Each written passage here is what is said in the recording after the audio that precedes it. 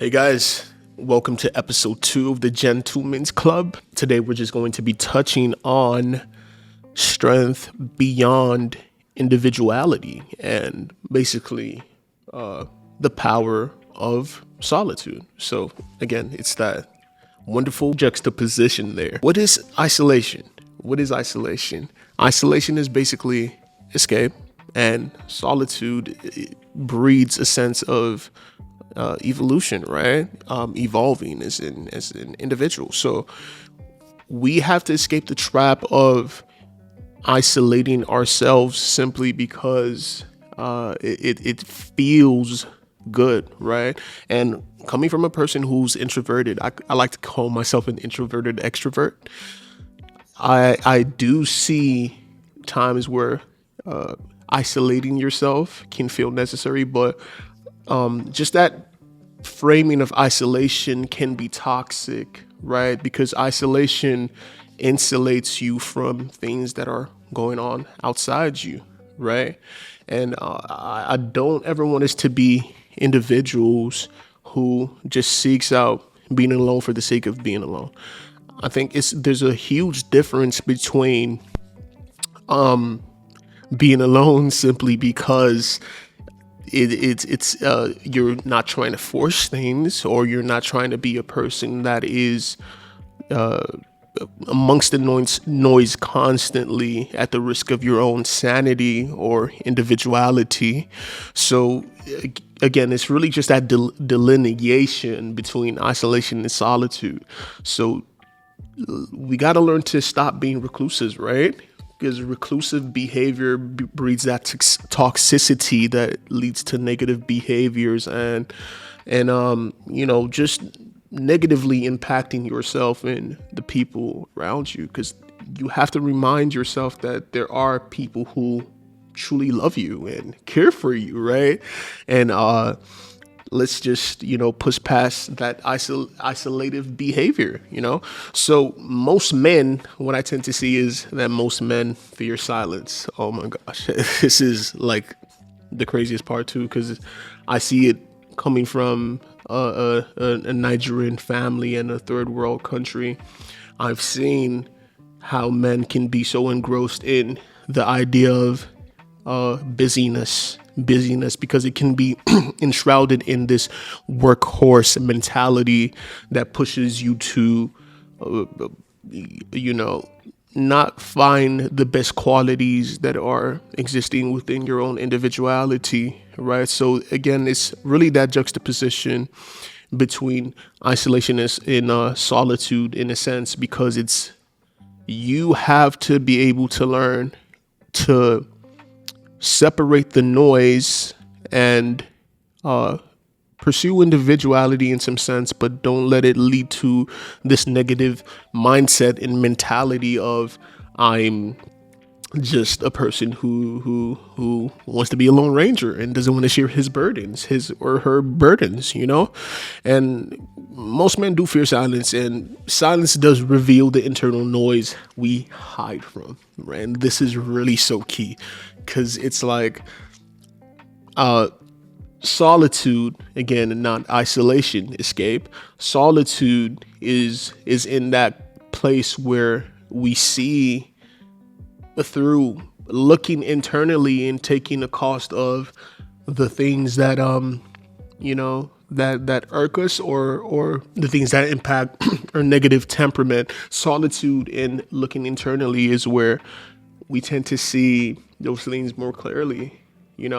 And when we're so caught up with this idea of busyness, I do feel that really that tends us to pull away from taking stock and finding the things that are causing the depression, the nausea, the fear. And and solitude is really just a mirror for truth. To be alone is to be to be alone isn't being empty, right? And the reason why I'm really touching up on this topic is because I know a lot of young boys find themselves being alone constantly. So I really just want to be able to talk to you guys and tell you, your being alone doesn't have a sense of purposelessness behind it, right? Just because you might not have a spouse, a girlfriend, whatever, that does not mean you're a person that's not valuable to society, right? You can learn to flip that pace, that idea into, okay, like this is purposeful. I could take stock of my life. I have the time to be able to sit and plan, to be able to do things that are meaningful, not just to myself, but to impact society at large, right? And that idea is really what filters into what you do, right? That idea is really what filters into what you do and can spur you to achieve a lot of great things, And solitude exposes motives, the fears, the insecurity, and what I want you guys to know is that your worth isn't earned necessarily through productivity or performance, right? Because we do live in a performance-based culture, a hyper-capitalistic culture that basically tells you, you know, if you don't perform here one day, then you're ultimately expunged, from society. And that might be hyperbole, but you get what I mean. It's like you have to be able to understand that your lack of drive is due to a myriad of factors.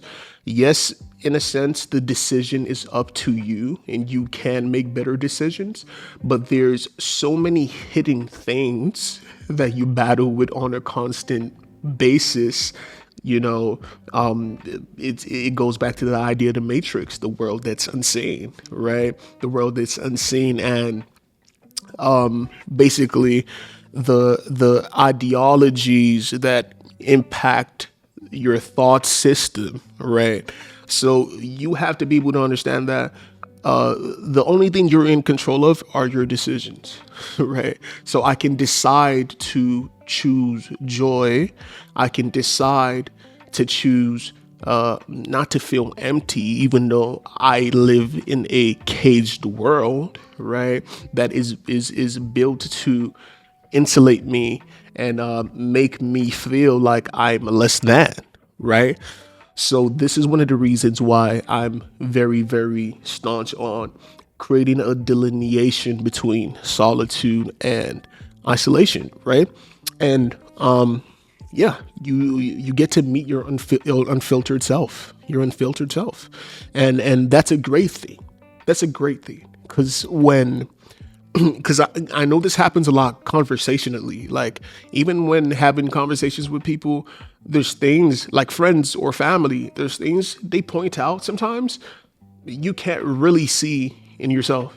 And that especially happens, I find personally, when I haven't taking time to take stock of why I'm acting the way I'm acting, right? And again, we're human beings. Like, the things that happen to us experientially can flip the switch, right? This is why, like, our friends and family could see that and be able to be like, like, this ain't really you. And I'm not saying they're going to be right every single time, but you being in a place of solitude can help you to be like, okay, like, what were my motivations? Like, what could have been my intent? Like, why would I respond that way? Is this common to me? Is this typical of the way that I think? Do I rationalize things this way? So those questions can be asked away from the noise, right? And yeah, and this is what we know about strength helping, even when we're being still, and we have to learn to realign with purpose ultimately, right? Because clarity emerges when noises fade, and we get to choose our battles wisely. We get to choose our battles wisely in understanding purpose v ego, like purpose versus ego. So stillness is a strategy. Stillness is a strategy. Solitude is a strategy, right? Isolation is toxic, right? So stillness is a strategy, and solitude is a strategy, and we have to use it to our advantage as long as we have it. You know, we're not always going to, whether you ever get into a point where you have a partner or significant or other or whatever it is, right?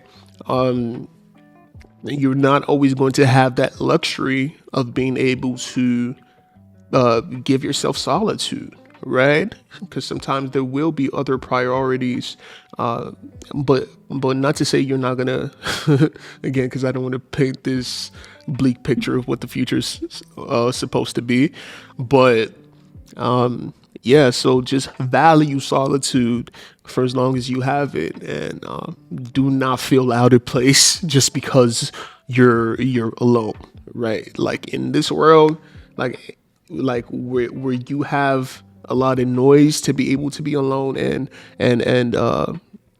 use it to flip the dial, to use it as a form of strength. Oh my goodness, like it's gonna take you a long way, you know. And yeah, my call to action for you all is just to, you know, walk back with peace, be alone without feeling abandoned. You know, pray if you're like me, religious instead of perform. Listen more than speak. Stand still so you can stand strong. You know. So, like I always say, breathe and breathe again.